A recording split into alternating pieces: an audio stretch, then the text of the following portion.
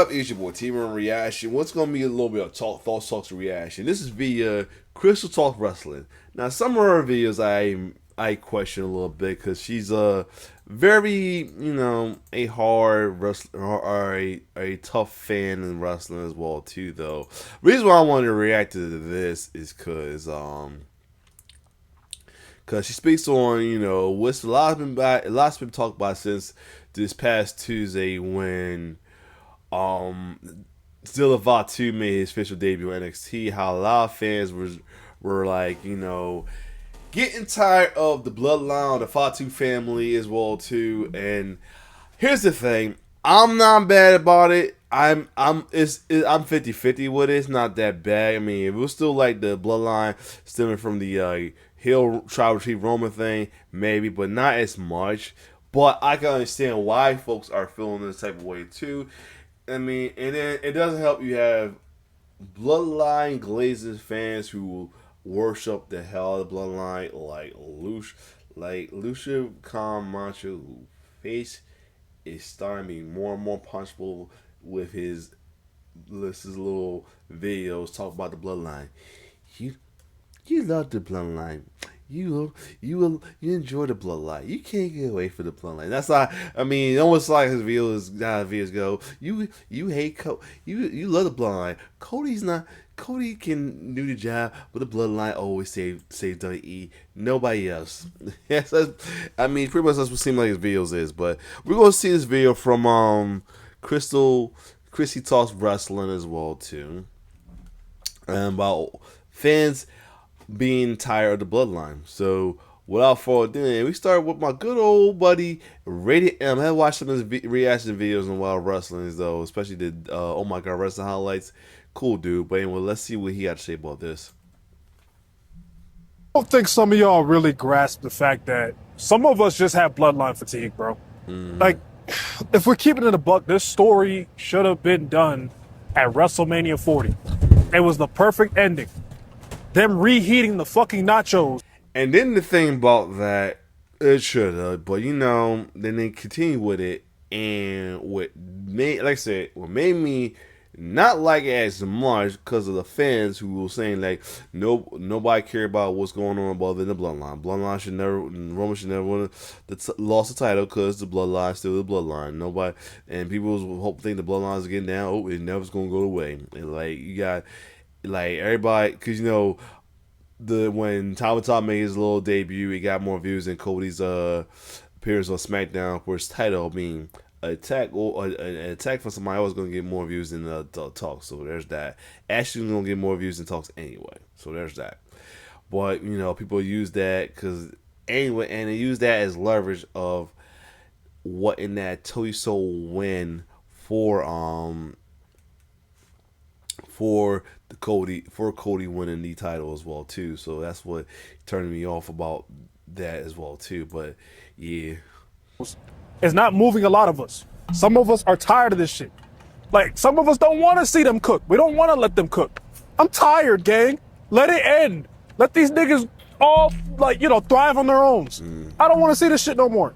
I get some of y'all, don't want to let go of this bloodline thing, but a lot of us do. What is... And two, I'm confused on what's going on with this Kerwin brother. I don't know. They supposed to be tweeners, face, heels. I don't know. Up, my folks? Happy Tuesday. So, listen, you guys. The dust has settled with Raw and everything that happened. And I want to talk to you guys about this bloodline stuff because are we experiencing bloodline fatigue? I think WWE, they don't have anything else. And that is the ultimate problem here. I want to say this first and foremost before I get started. Jey Uso was somebody that I really, really liked at a point. And I will say, not saying I don't like him as much, but I do feel like when he started to do the whole, fuck the fans and this and that, kind of rubbed me the wrong way a little bit about him. Oh, And he did say make a tweet about that as well. Yeah. I was that's why I was surprised that he still have his fans, like they able to go through the crowd with everything. So yeah. when I was talking to a friend yesterday, he was like, Jay is cool, but he's just not really that guy anymore. And he was like, let me ask you something. He was like, is he a better wrestler than Chad Gable? I said, no. Is he a better wrestler than Brian Breaker? I said, no. Is he a better wrestler than Javon Evans? I said, Mm, no. mm. Is he a better wrestler than Penta? I said, no. Is he a better wrestler than Will Ospreay? Fuck Damn. no. Is he a better wrestler than Swerve? I said, absolutely fucking not. And then he says, is he a better wrestler than Obafemi? I said, Hell no. no. And then the last person that he said, is what really took me out. He said, is he a better wrestler than Dragon Lee? I said, hell no, he's not. He was like, there you go. He's mid. Damn. She even said Dragon Lee. I gotta love Dragon Lee, but damn, you made Dragon Lee. No, Dragon Lee's fired, but at the same time, he's not us. He's like he's like compared to Jay. Jay's like supposed to be still a high top card, while Dragon Lee's like mid card. And he says somebody like Dragon Lee saying Jay not better than Dragon Lee. Damn. I said, oh my goodness. Like, my nose was so much in the air for him because, he fine and all. And, it was just like, he was like, just take a look at those people that I named. Like, all of them people I named is not even bigger than him per se, but he's not the better wrestler than any of Damn. those guys. Like, he's mid as fuck. Like, he's not that good. And I'm like, you know what? The Bloodline is saving a lot of those guys' careers because, when they did give it to Jay and they tried to make him that guy, it just didn't work. And I don't think that's why they're trying to do it with Jimmy. They're not trying to do it with Solo. I just think they're trying to keep them all in that Bloodline vortex because I think Jay Uso was the experiment that went wrong. I don't think they want to do that again. That's like they'll keep. And that sucks that people feel like that Jay was a bad experiment as well too. I enjoyed the face run, I enjoyed the title run and everything as well too. I enjoyed that he had his little run, but I did wish they would book it better though. I'm not sure it's because of him himself or just the booking wasn't the best, but yeah. Jay with his entrance, they'll keep Jay yeeting and doing all of that, but that's as far as it goes for him. And that's what this video is about with the Bloodline. We also going to talk about what Eric Bischoff said. It is really at that point to where we have to really start looking at what is going on here.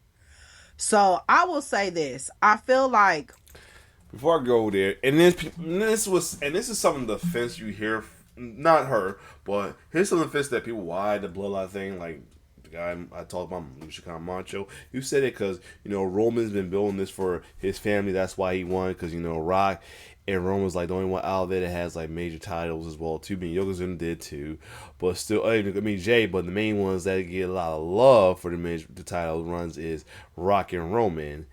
And they felt like Roman is the one who did this for his family or anything, so that's their excuse for it. But at the same time, you gotta understand that if face just gotta have, if there's such thing as face fatigue, which shouldn't be a such thing as face fatigue. People get tired. People as a bay face as well too.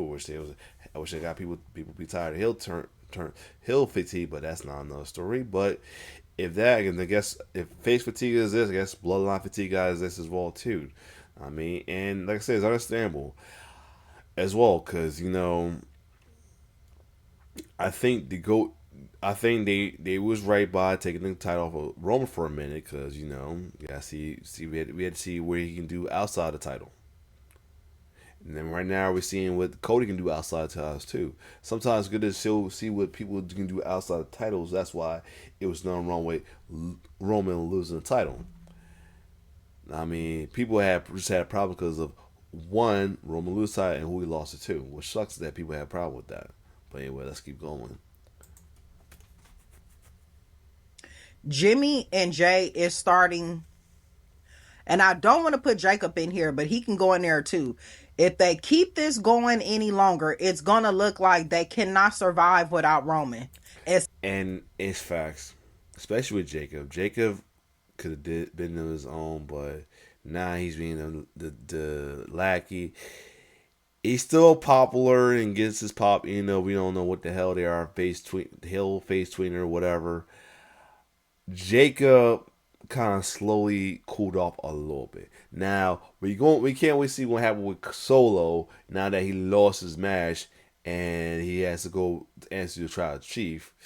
And I hope that doesn't cool him off because this been the best Solo ever been ever as a babyface at that. And two, this is we finally get to see Solo as a babyface again because people forget that Solo did have a babyface run NXT as well too.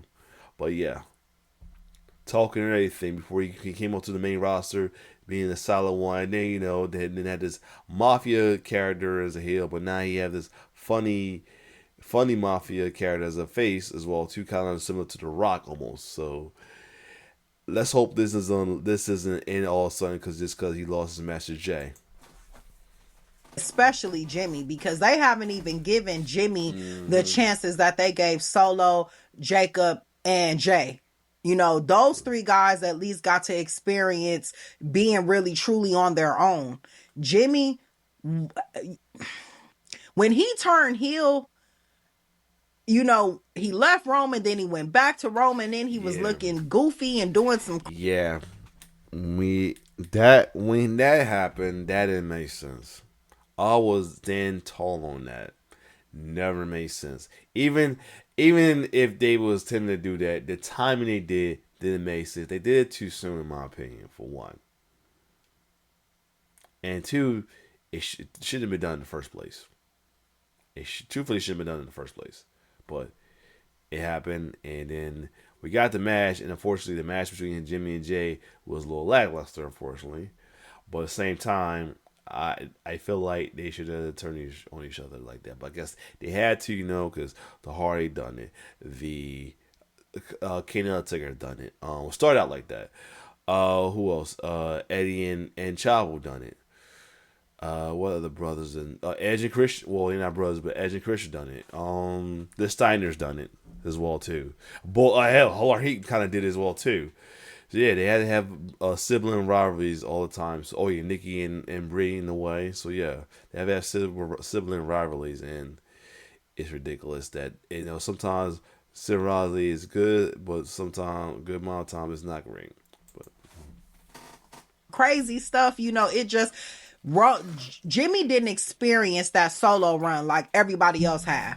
Yeah. Solo, Jacob, and Jay have all experienced really being out there on their own. And now everybody's kind of coming back together. It's like, oh man, do we really want to sit through this again?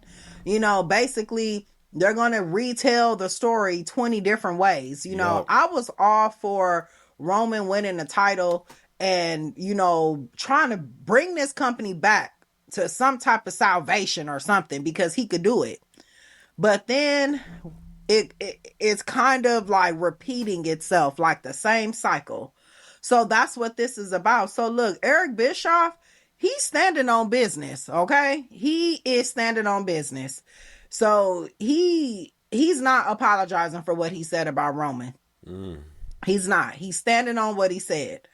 So Ringside is reporting that on 83 Weeks with Conrad, a fan had asked Bischoff to apologize for their previous comments about Roman Reigns. And Eric Bischoff said that ain't gonna freaking happen, period. Like, get the fuck on. So, and then he says, look, here's the thing. And again, this is a fan and I get it. And look, I have so much respect for Roman Reigns as an individual. What he's overcome, what he's accomplished, the way he represents himself, his family. There's so much about Roman Reigns that I have nothing but respect for. But I'm bored with him. I don't see anything new from him. I don't see a character. And here's the thing. We still giving Roman his props. And there's a lot. That's what a lot of these glazed light Lucha Camacho and Mima Lee on Facebook, they think that while they put one, they usually always put one up and while I put the others down, mainly Cody. Here's us, Cody. People who are a fan of Cody got a love for Cody, but also got a love for Roman, where he's not. And for me, is when he's not heel, of course. But still, I mean, if Lama didn't matter, I would still be have the utmost love for Roman regardless. But still, because no, I watched him through dealing with asshole fans booing my baby face, then dealing with the illness and everything as well. But rest on rest and all I gotta play the role. But anyway, at the same time, we got love, respect for Roman, but at the same time, we gotta keep it real. Sometimes some of this stuff can get a little tiring as well too. I mean, people, if folks can get tired of Cody, why can't people get tired of Roman in the Bloodline situation? As people say they tired of both, they admit it as well too. So yeah, I'm not saying I'm tired of Roman, but at the same time, I understand why people are really tired of this as well too. As well, I try to not get into that whole tired of folks' ear and stuff unless they heels, of course. I mean, I'm doing what's supposed to be a wrestling fan, boo the heels and cheer the faces, but at the same time, I get why they might be doing it because to certain fans, it's the best thing going on right now, and it's then sliced bread as well. Whether it's heel run or any other run as well too, that's the father hill. But at the same time, you gotta get that same energy to faces. I mean, there's some face runs been pretty good. I make Cody's runs pretty good. This thing they got with solos is starting and it's starting to cook, and I hope it cook more. The thing got with Chelsea, I'm glad now that she didn't have the ringleader title is going good as well. A lot of face runs in the past have done good as well too. But yeah, just a lot of people are too much heel fiending that they won't show that much love to face moments, but they will grace anything as heel, but at the same time, they won't keep it real about certain things like the bloodline line if they are heel. How it's like you can get tired, especially them going back to the hills. Like I agree, and I understand why people saying they almost like NWO 2.0, which if you remember the NWO 2.0 or Silver, whatever, it was like, what are we doing? So yeah, Evolving. All right. And then he goes on to say, the last part is where Bischoff really dug in. He isn't arguing Roman has stopped making WWE money. He thinks WWE has simply found something that works and kept it there. For Bischoff, that's become maintenance instead of evolution. Ooh, I like that. I'm going to go into that. And then it says Bischoff doesn't need Roman to disappear. He wants Roman to change. that and that right there is a good little saying right there, saying that instead of it being an evolution, is maintenance. Like it's like they're playing safe.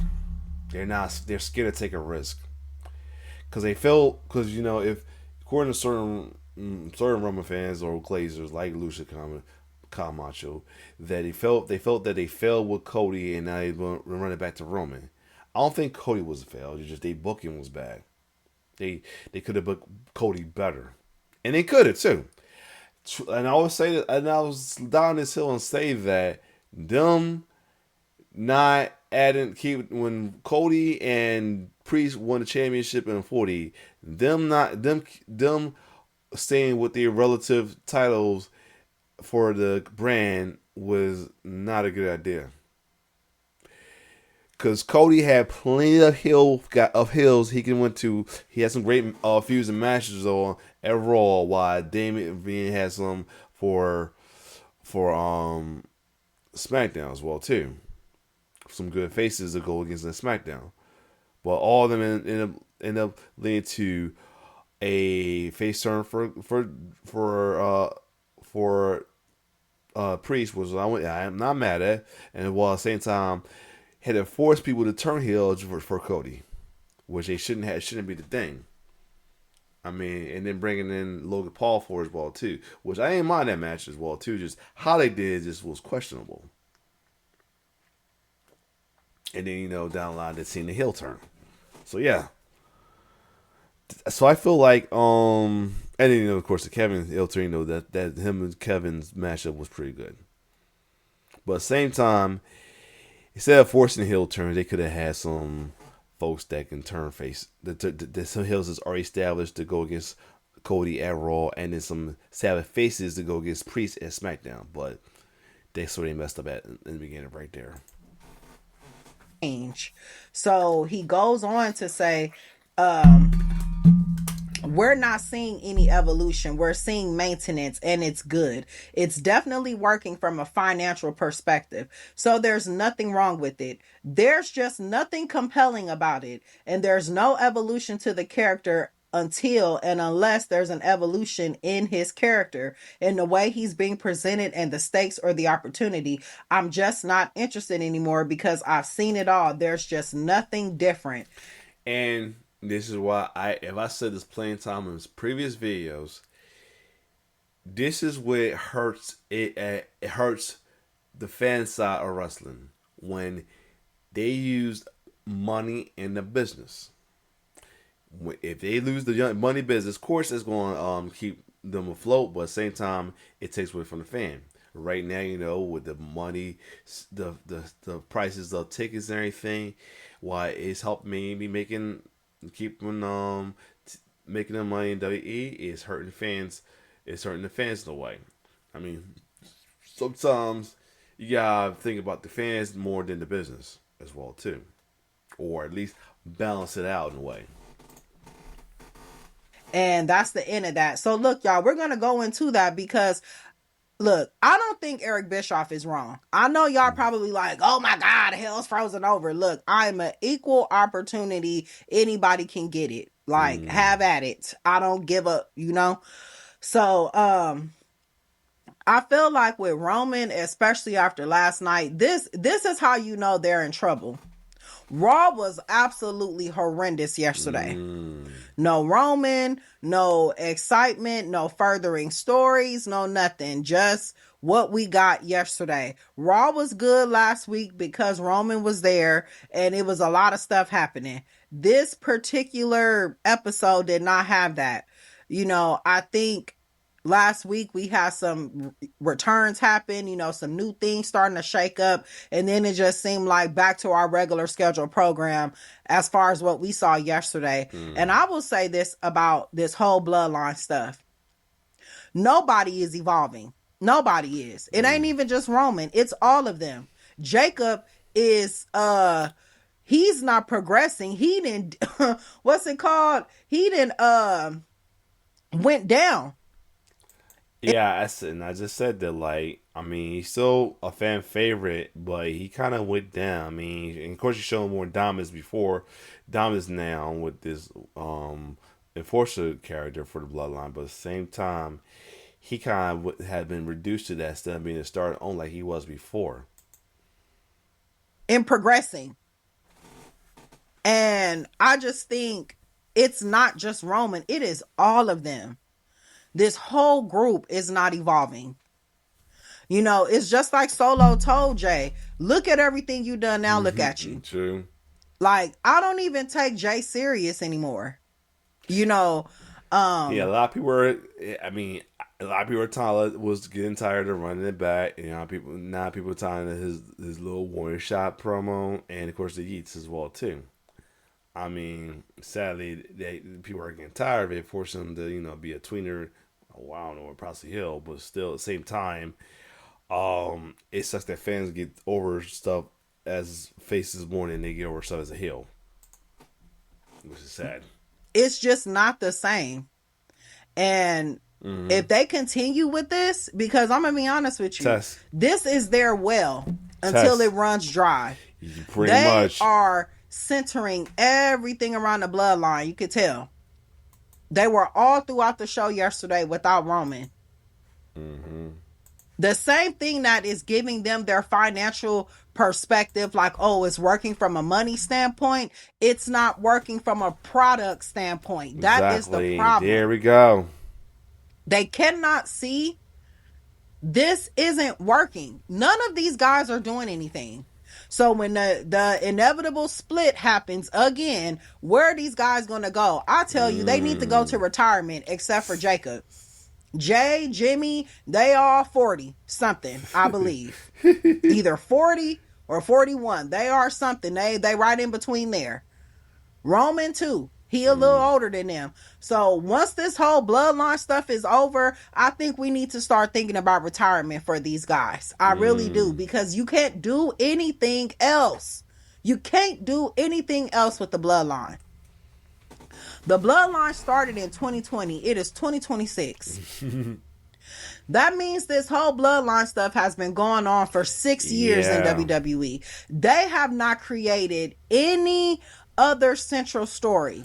But let somebody like Lucia Camacho talks about, oh, but Judgment Day is still going on. Hell, we've been wanting Judgment Day to break up for the longest time.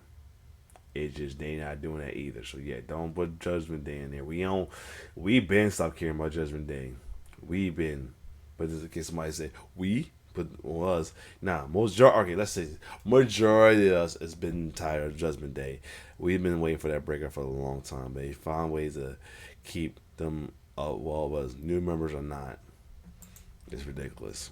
You can't even put Cody's story in there because Cody's story ties into the bloodline story. They have not given anything compelling or cinema since this whole bloodline stuff. And I don't think they can. I don't think they know how to duplicate this, because they are trying, like Bischoff said, they are trying to maintain this. They're not evolving it. Yeah, and I always say, this what happened when they put all the eggs in one basket.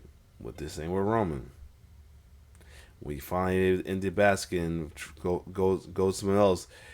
You have fans who's too into the bloodline thing, wanting more. Now you feed them fans, and you think, and you're not thinking about the rest of the fans who was okay with the break from the bloodline. I mean, who was okay with Cody finishing stories? Who was okay with Roman as a anti-hero, full anti-hero baby face, going get solo and all that. We was okay with that as well too. We was okay with Roman having his own story outside of Bloodline. I mean, being the OTC and all that. We was okay with that. But you didn't book it right, so we can keep being okay with it as well too. You booked it to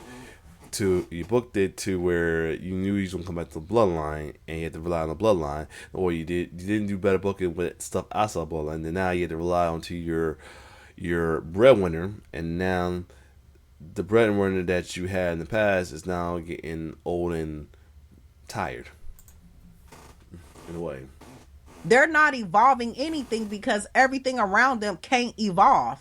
That's Roman facts. is the type of character where he has finally reached his apex. So now they probably are looking at it like, well, we just need to maintain where we are, and you can't go any higher. Roman and the bloodline have reached their ceiling. They can't go any higher. That's facts. And when you cannot go any higher, there's no room for change. There's no room for evolving. There is no room for anything. Even with putting Jacob in there, Jacob didn't add anything different to the bloodline. It did not.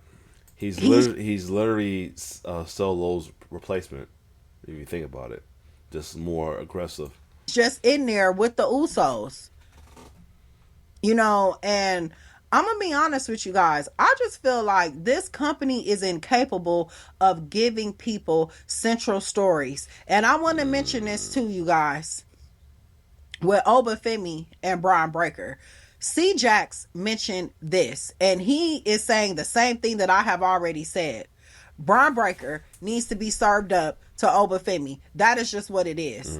So y'all take a listen to what he said when he dropped his video.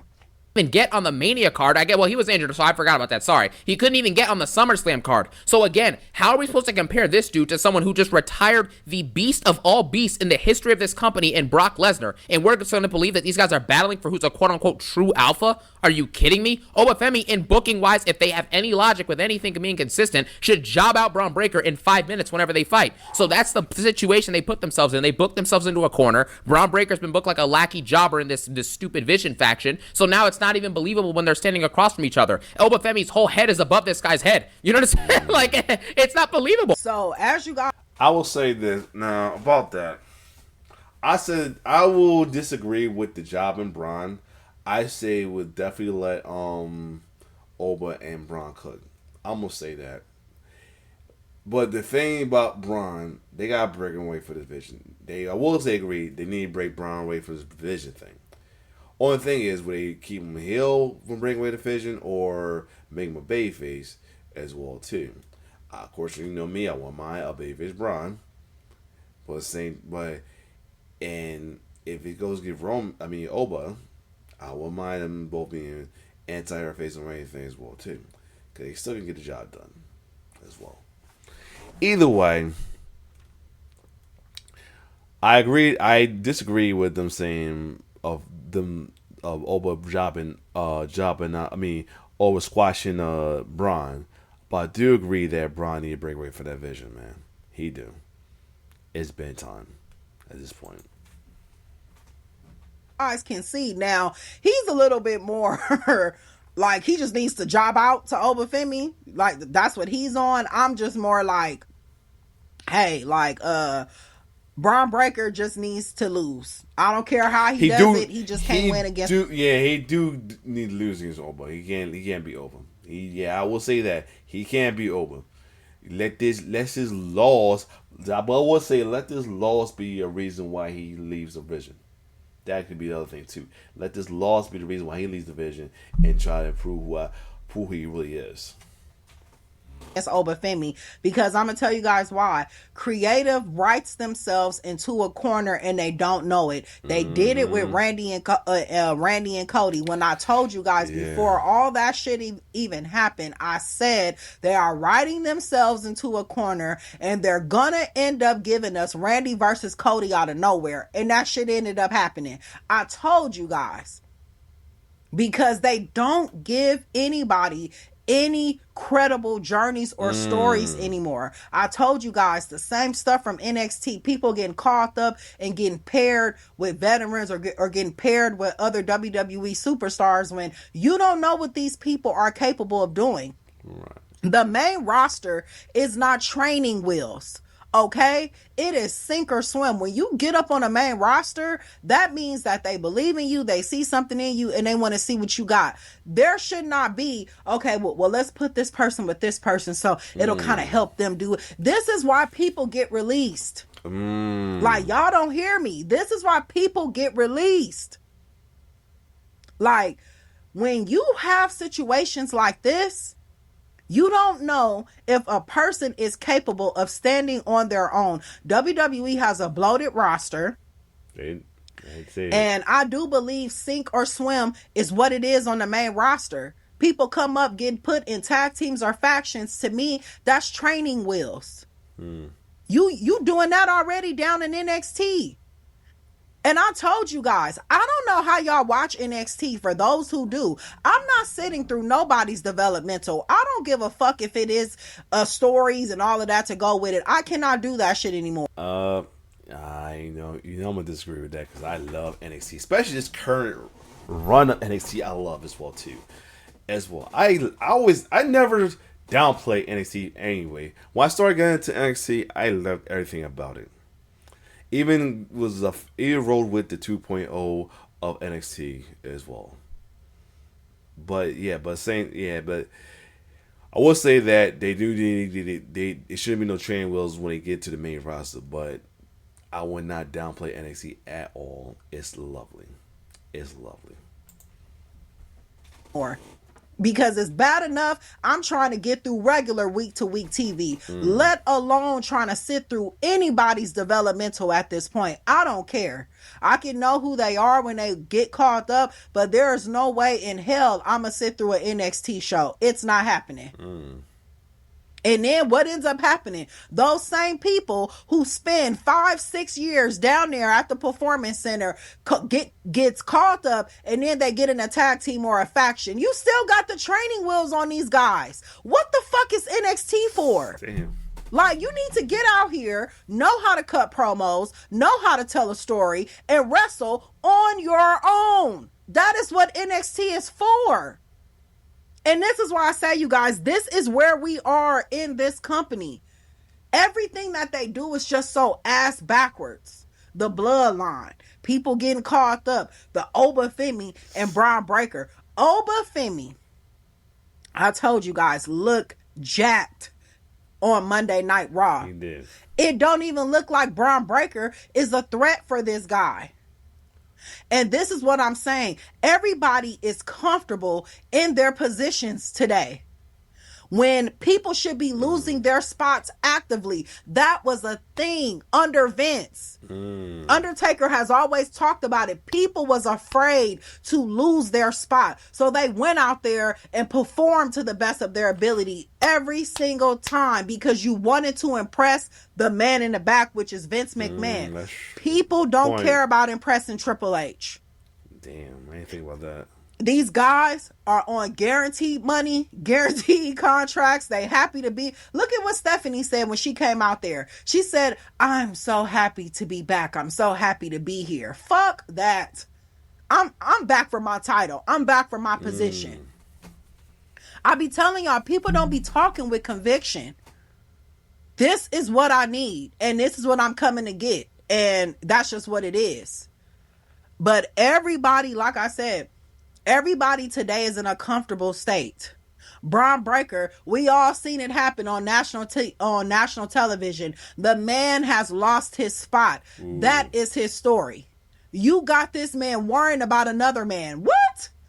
Let's talk about it. You got Braun Breaker worried about another man. Hey. Do you think Opa's the future? Of course. What? That alone tells me that Braun Breaker is not when he said that to Paul. Oh, okay, I see what you mean. ready. You got to take what belongs to you. If you think you're the future, or you think he took your spot, you got to take what is yours. That is what real champions do. When you're championing something, you take it. It belongs to me.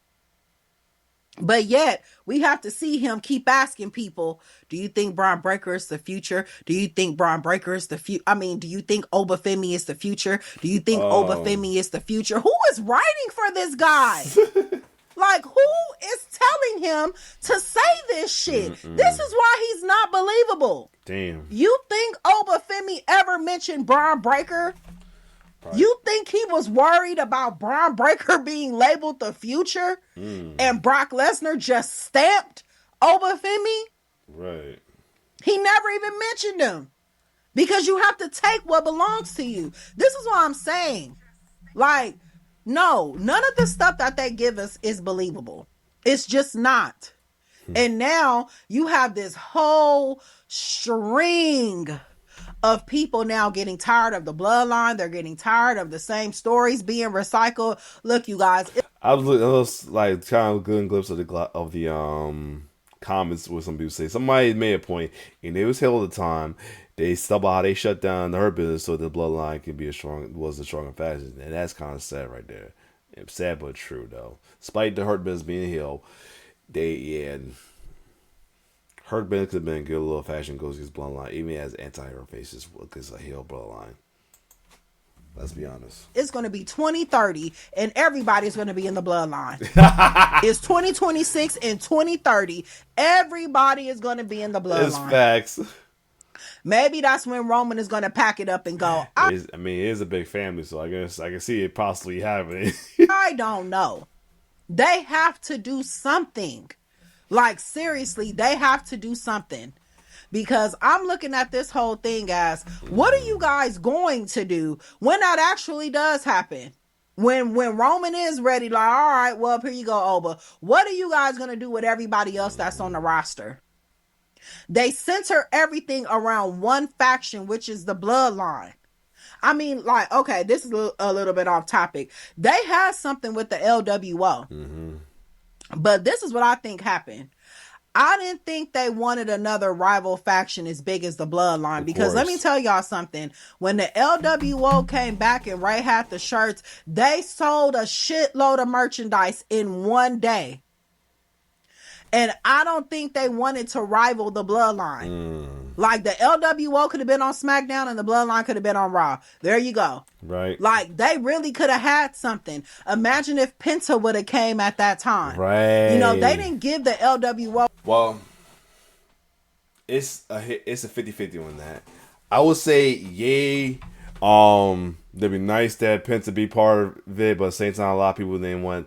all the luchadors being in one little faction like that, they was about to get they would bitch about that. Be honest, they would bitch about that. Let's be honest, they would definitely bitch about that if that happened. Let's not front that. They would bitch the hell out of that if that happened on the cool. Credible stories. They really could have took the fuck off. That still could have been a thing right now. The same thing that they're doing with Roman, they could have did that with Rey Mysterio and him reforming the LWO. That would have been everything. Imagine the stories that could have been told there with Penta coming, with Rey Fenix coming, Dragon Lee. That would have been story. That is how you get ready to push Penta. Have Penta and Rey eventually get into something, and then Penta could have became the leader of the LWO, help ushering him into the main event, because I'm telling you guys, that tournament is about Penta. Penta will face Roman Reigns. Yep. And I told you guys, even in creative, they see it for Penta. They like Penta. They like his presentation, how he presents himself, and how they present him. You can tell that they are big up on him. Penta is more credible than Carmelo Hayes, a English-speaking man.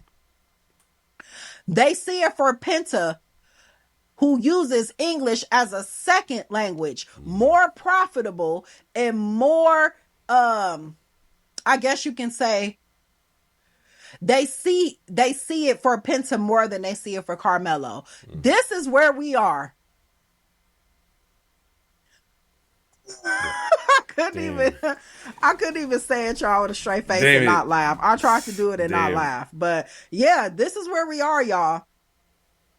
Creative sees a second language English speaking person more over than a man who speaks English and who can wrestle. This is where we are. So I'm like, yeah, you guys, like, look, it is unfortunate. It really is. But, I just think WWE have lost their way. Vince has always been big on what makes me money, but he has never put his product second. Ooh. He put making money and making stars and building compelling stories all in the same lane. That's something. If I do this, much you don't like Vince, she has a point about Vince at time as well too. Unfortunately, story, is it going to make me money? That's how you do it. You don't prioritize one over the other. And I think that's what's happening here in WWE. They are prioritizing money over story, money over pushing talent, all of that, because they have to look at it like, okay, is this person going to make me money? TKO. They are not building any more attractions. Fortunately. Because they're slowing it down. Look at Trick. Trick losing to Baron Corbin, even though Trick is kind of new on the roster, is still beneath him. But like I said, I'm not really too, in my feelings about it, because I really think Trick is going to win Money in the Bank. So once you lose something, it's because you're moving on to something else. Same thing like Penta. That could be the thing too, but I think he might get that title back. But that could be something to think about as well too. Had to drop the IC belt because they already had these plans for him. They wanted him to face Roman Reigns. I think that is going to be a hell of an interesting match because Penta will out wrestle Roman Reigns. I think it's going to be very, very interesting. No lie on that. Much as great Roman is in his as his character. Penta's going out wrestle. It's going to be interesting to see that matchup. Is going to be very interesting. I will say that. Seeing how that goes, and they go be in Mexico City. They will be pro Penta. Mm-hmm. That was like when Bad Bunny came to Puerto Rico. That shit was lit. It was like the shit was jumping. They were singing his theme music. It didn't matter who he was going against. They were pro Bad Bunny. Mm-hmm. The same way it's going to be like that for Penta. That ceremony gonna be crazy. So, yeah, you guys. I just wanted to bring this to you because I do think, I do agree with Bischoff here. Roman is not evolving. The bloodline is not evolving. And they are starting to get on people's nerves at this point. Damn. Yep, that's just what it is. So, and then certain fans of it don't make it even better. All right, you guys. Look, you guys enjoy this video, all right? All right, so yeah, that was a good little tidbit from her as well too. Although I disagree with her downplaying NXT though, I will say that. But most good mine was a point, and I said my little 2 cents of it as well too, though. And I feel like I understand. I don't. If I'm a fan, I'm not. I don't want to say I'm tired of Bloodline, but I understand why fans are tired of it because it's like you're relying on you just relying on one your moneymaker, your main breadwinner as well too, instead of giving or putting effort to other storylines as well. Like you could have put more effort on Cody's title runs. I will say that. I enjoyed them, but I feel like it could have been better. Could have put a lot of effort to all these other wrestlers getting over as well too. I mean, we'll see what's going to happen next week with this thing with Solo, because the way what he's been doing it for the past few weeks with his face run has been awesome, been gold. Hope this don't though this that don't dries up either. Well, then that it's just simply they gotta do better with the booking in general, especially booking all the bay faces and their champions. Well, other than that, if you like my reaction, like, share, subscribe to my YouTube channel. Shout out Chrissy Talks Wrestling. Definitely I should subscribe to her. She's 50-50. She's here and there with her takes as well too, wrestling, but this one is like a majority I agree with as well too. I think the only thing I kind of disagree with was her downplaying NXT. But other than that, it's your boy T-Bear signing off. One love.